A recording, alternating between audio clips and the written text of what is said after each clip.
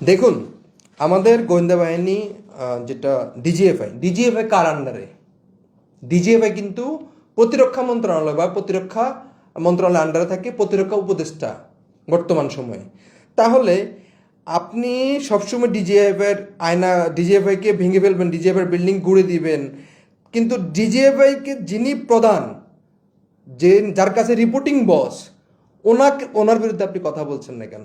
কেন আজকে সংস্কারের মাধ্যমে ডিজিএফআইকে আলাদা এন্টিটি বা সেনাবাহিনীর মধ্যে ইনক্লুড করা হচ্ছে না? তাহলে পরবর্তী সময় আপনি ধরতে পারবেন যে কেন সেনাপ্রধান ডিজিএফআইকে মিস ইউজ করছে। এটা যুগ যুগ ধরে চলে আসছে।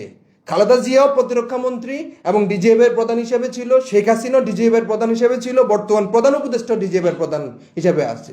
কেন আপনি ডিজিএফআইকে তাকে সেনাবাহিনী আন্ডারে নিচ্ছেন না? এই সংস্কার কেন হচ্ছে না?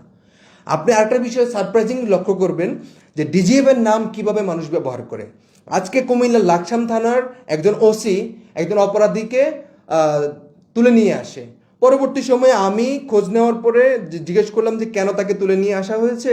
তখন উনি আমাকে, ওসি সাহেব, উত্তর দেয় যে হলো ডিজিএফএ থেকে প্রেশার দেওয়া হয়েছে, ডিজিএফএ থেকে বারবার বলা হচ্ছে ওকে তুলে নিয়ে আসার জন্য। সাথে সাথে আমি কর্নেল স্যারকে জিজ্ঞেস করি যে স্যার এই ধরনের ডিজিএফএ কোনো ইনস্ট্রাকশন দিয়েছিল কিনা। উনি বলেন না।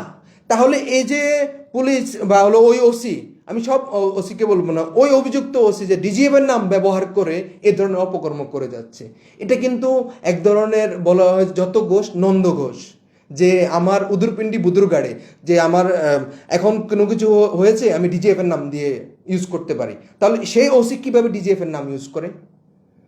এটা তো তার হলো অপেশাদারিত্ব, এবং সেখানে নিশ্চয়ই কোনো দুর্বিষণ দিয়ে আছে যার কারণে সে ডিজিএফ এর নাম ব্যবহার করছে, অথচ ডিজিএফ এই ধরনের কোনো ইনস্ট্রাকশন দেয় নাই।